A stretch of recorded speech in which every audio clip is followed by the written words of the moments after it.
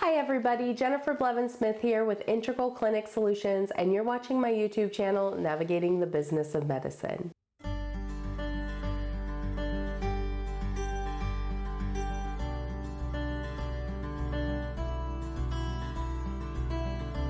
Today we're going to talk about just a very high-level, basic HIPAA overview. That means I'm just going to go over the basic safeguards that are required for HIPAA through HHS and what your practice can do to just do the very basic, easy things to make sure that you're not putting yourself at a high HIPAA breach liability. There are three different safeguards that HHS talks about.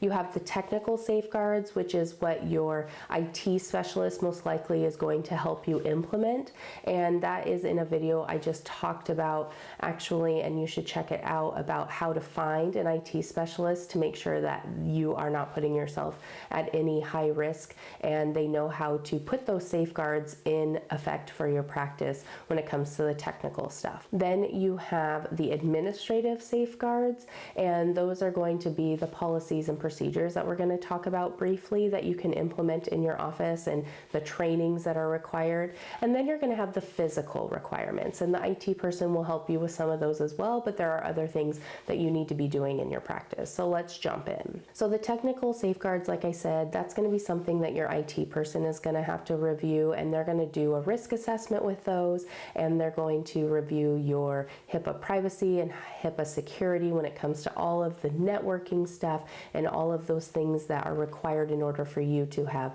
an internet and faxing and your email system, all of those aspects to the electronic medical record world. And then your EMR system, if you have an EMR, is also going to be taking on some of that, and you'll be able to find that in the contract you have with them, and they will be communicating hopefully with your IT specialists, and they will be making sure that everyone is covering all of your requirements and safeguards that you need to have implemented, and that if one isn't covering it, the other one is, and vice versa. There might even be some redundancy, and hopefully there will be in some places, because there are some things that just need it. So the second thing is the administrative safeguards, and the administrative safeguards are your policies and procedures that you have in place if there was going to be a breach, and how it is going to be handled and how it is going to be addressed. What you're going to do to avoid HIPAA breaches, and what your staff has to follow in order to avoid those kinds of issues. Maybe people have to come in and pick up some prescriptions from your office. Maybe you have a policy and procedure that you make sure that you check photo ID for the person picking it up. So if it's not the patient themselves that they're going to compare to the name on the prescription, maybe the patient calls in and tells you it's going to be someone else, and you check their ID and make sure it matches. That you ensure that your prescription gets in the right hands and it's not given to someone else inadvertently. It's a simple example, but it's just an example of a policy that you could put into place so you can hold your staff accountable if there is a HIPAA breach. But hopefully if you train them appropriately on your policies and procedures and they're set out pretty well, then you're not going to have any issues most of the time. Of course, accidents happen, and that's why you also need to have policies and procedures for if there is a breach by accident, how it's going to be handled and what you're going to do to change any kind of workflow or efficiencies to avoid it in the future. The administrative safeguards also include the trainings that are required for staff. Staff have to do at least a yearly training on HIPAA, and there are a bunch of different topics that they have to go over. It's privacy and security, and you can find a lot of affordable programs that can provide this for you, and it is a little bit of money, but then you have it and you know that you're compliant, and you just provide it to your staff every year. And you also need to make sure that you do it upon hire. So even if someone has always worked in the medical field and they're coming from another clinic or another corporation that's medical and they did their HIPAA training there, you still have to do the HIPAA training for your location with them. So most of the time, you have this onboarding time that you're going to do it before they have access to any PHI. And I think that is best practice. I think that should be in your policy and procedures manual, your employee handbook, that new staff members should not have access to any kind of PHI until they've completed their HIPAA training. Then you can make sure that they do their training, and then you want to make sure that once a year you do everybody's training. And if I remember off the top of my head, new hires have to have their HIPAA training done within 90 days of hire. But like I said, I think best practice is before they have any access to PHI, you make sure it's done, and then you're not putting yourself at any higher risk of liability of anything. The yearly trainings need to make sure that they're documented, they're in the appropriate forms when it comes to documenting who took place, if there were any tests and answers that were involved, and it needs to be documented in your HIPAA compliance, and it also should be individually filed in each staff personnel file. A lot of times if they're a medical assistant or they need to get continuing education for whatever certifications they have, a lot of times HIPAA and OSHA CPR trainings, those can go towards some hours of CME, so make sure you let your staff know about that, even though it's redundant and you hate doing it because you've been in the medical field for 20 years and you've done at least 20 HIPAA trainings.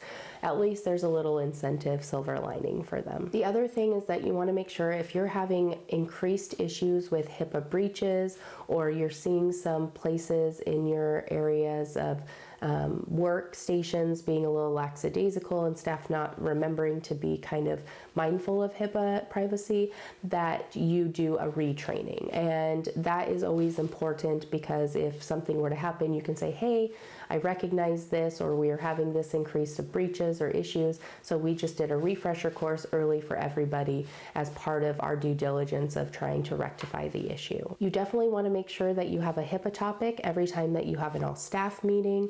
And then, if you notice, maybe you need people to change their passwords for the EMR login or their email logins every 60 days, and it's coming up, remind people and that it needs to be changed.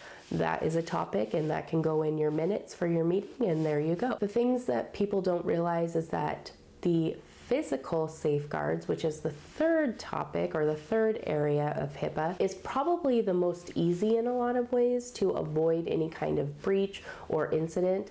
And that's basically just making sure that you're logging off your workstation if you're going to be away from it.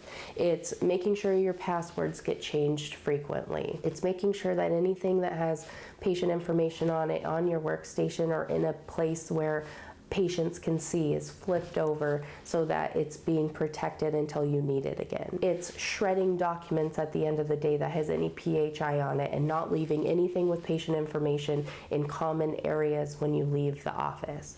Making sure that anything that has PHI on it that's not destroyed is locked in a drawer and put away. Those are so simple and things that make it so easy to avoid any kind of issues.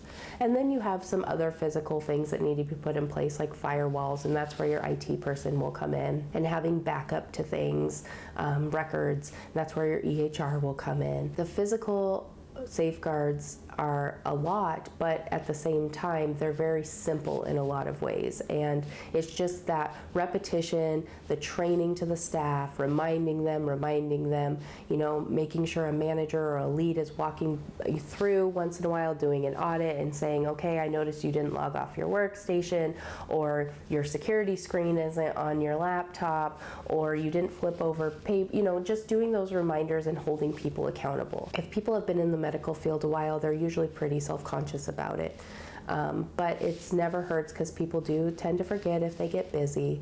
And then making sure that all of your physical safeguards are implemented in your policies and procedures, and making sure that they go along with the trainings of your staff, and in making sure it all correlates together so it's consistent and the staff is getting the same message over and over again to make it as easy as possible to remember. The one thing a lot of places don't do, and you need to find out if your IT person does it for you or if you need to do it internally in conjunction working with your IT person, is keeping a list of all of your equipment that could have PHI on it. So that means you have to do a whole inventory list of your computers, including like serial numbers and who has access to it and what kind of access, like spirometries, EKGs, any kind of medical equipment that you enter patient data and information on. And you have to keep a whole inventory of it, because once it gets destroyed or it's broken or it's no longer able to be used, then you have to have documentation on how it is going to be damaged and out of commission and wiped clean, basically. And you also will need to make sure that you have documentation that your shred is being shred appropriately. Shredding documents and having a company do it for you in a certified way is not a requirement with HIPAA. And so if you're a small practice and you're trying to watch your overheads and you are very conscientious and ensure that your staff will shred things appropriately, you can have your own shredders and shred things. You don't need a certificate of destruction like you do for your sharps containers for OSHA, anything else that requires a certificate of destruction. But you want to make sure that you are training your staff, you have policies and procedures backing up how things should be shredded, when it needs to be shredded, so that it's all out there and staff has acknowledged by signing their acknowledgement of the policy and procedures manual that they reviewed, that that is something that is required of them, that is expected, and it's a HIPAA training. I think that's it. It's just a high basic overview. You just want to make sure that you understand what's expected of your staff, what's expected of you, your manager, your administration, and then your IT specialist and your EMR system. So if you understand the basics, then you can move forward with making sure everybody is putting into place and practicing what is put into place so that you are not at a high liability for a HIPAA breach. And of course, things happen, so you have to be prepared in case it does happen, and that would be in your policy and procedure manual. But you just want to make sure whoever you assign as the HIPAA officer, if that's you or if it's your manager, they understand what their roles are and what should be being done on a routine basis to ensure that everybody is in compliance. Hit the thumbs up button if today's video was helpful. Subscribe to my channel if you haven't already. Check out my other videos that I've released recently. I've done one on finding an IT specialist, like I said, which goes hand in hand with HIPAA. And I've also recently released some things on reviewing the CMS physician fee schedule as a hands-on, and also how to fill out a credentialing application. So if you feel like those might be helpful, find those on my channel. Thank you for the support. I hope you're staying healthy and happy and you have a wonderful day. Bye-bye.